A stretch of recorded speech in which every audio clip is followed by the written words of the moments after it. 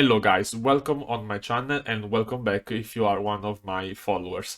This is the first time that I'm proposing something in English and not in Italian, because I think that for my channel it's time to leave behind the Italian borders and try to give something to the Flesh and Blood community worldwide. And so here I am with some content in English. This is just an experiment, if we want to call this way. And so please be forgiveful if my accent is not the best one. And if I'm making, I will make for sure some grammatical errors. So be forgiveful, I'm not a mother tongue. So with this have been said, just go for the intro and then let's deep dive inside the video.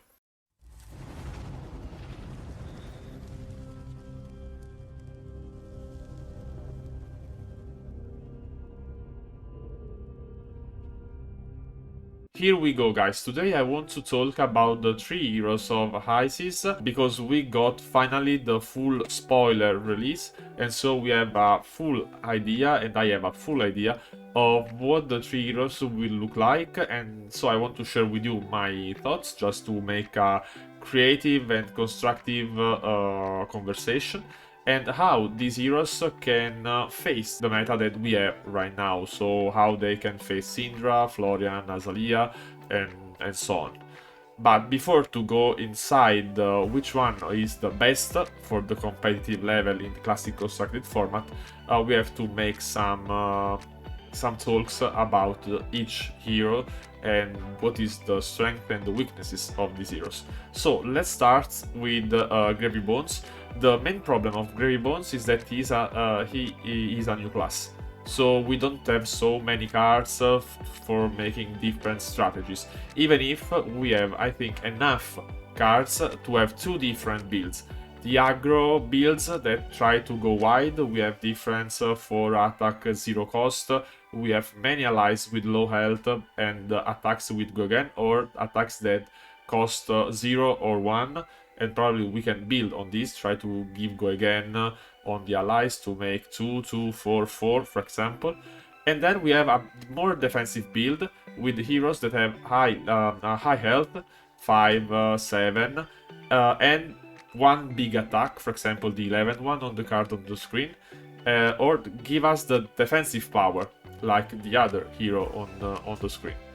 Moreover, Gravy Bones is a very difficult hero. I made some tests on Talishar, and it's a very hard hero to master. And I think that it's absolutely not for a newbie to this game. And the other problem is that Gravy Bones hasn't much disruption. He has to relieve on Command and Conquer, or the pirate generic that destroys Arsenal and makes gold. I mean, there are not so many disruption tools inside the Gravy Bones deck, even if some cards have disruptive effects. So it's very important to understand how people will build this hero. Then we can pass to Puffin, Hightail. Differently to Gravy Bones, Mechanologist has a wide cards pool, so this means that we can have much flexibility in build these heroes and try to adapt it based on the meta that we will face in the next month and next years. Moreover, I think that Puffin has the most powerful hero's power, which is the possibility to draw a card when we made the second crank in the turn.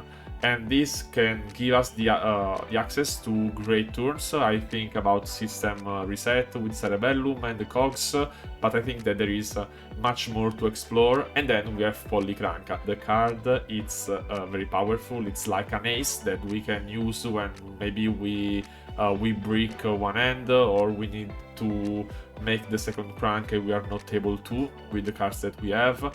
So I think that Polycranka is very value added to the Puffin deck, give her the boost that she needs to make the system works. And then last one, but not for the importance, we have Marlin.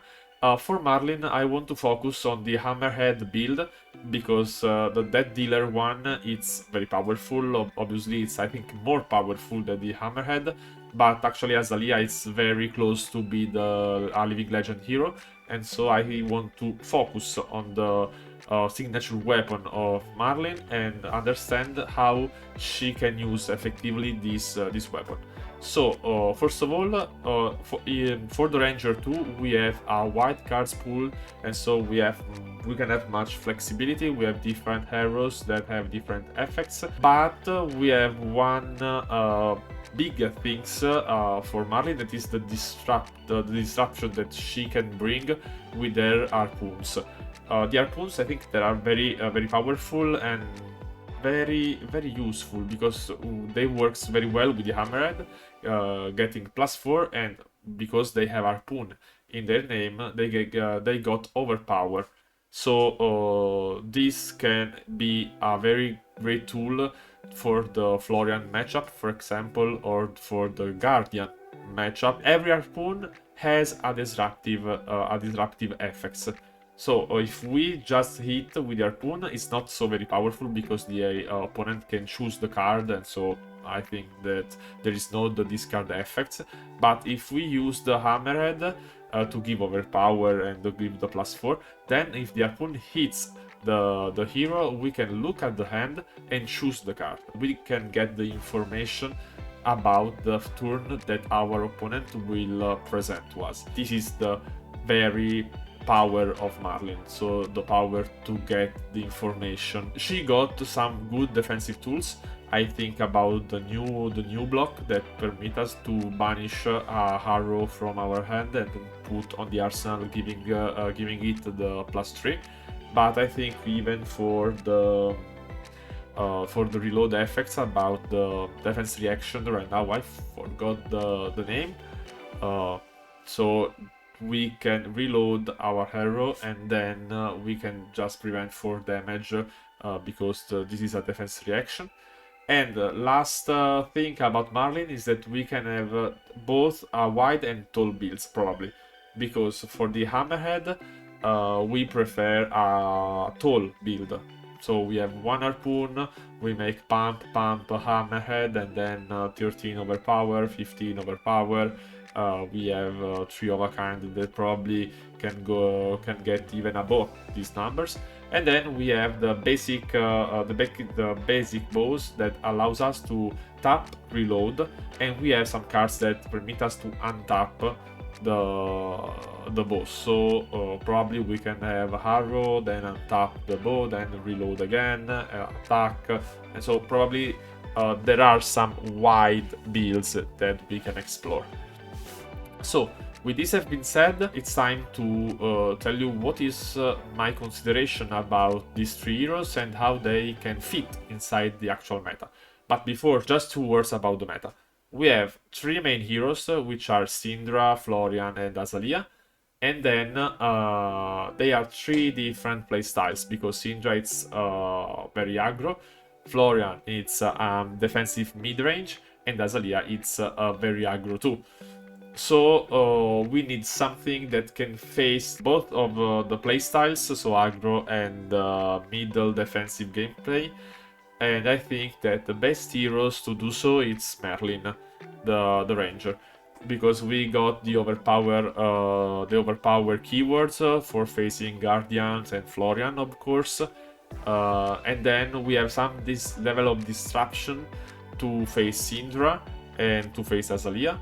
And we got some defensive tools to help us in the turns that are not very powerful, but still disruptive. In the second place, we have Puffin, just because we have a wider pool cards and more flexible than Gravy Bones.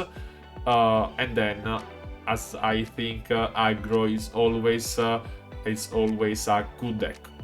Gravy Bones is more middle range, so its effectiveness can depend on the meta. So if we have a very aggro meta, probably it's not the best choice. If we have a slower meta, probably it can become the better choice. So the first is Marlin, second Puffin, third it's Gravy Bones, but I'm open to every suggestions that you want to make. Please write in the comment. And the most important things, guys, is if you have some suggestion for the next English content, please just write, give me every consideration you have, and thank you if you saw the video and listened to my not so beautiful voice until now.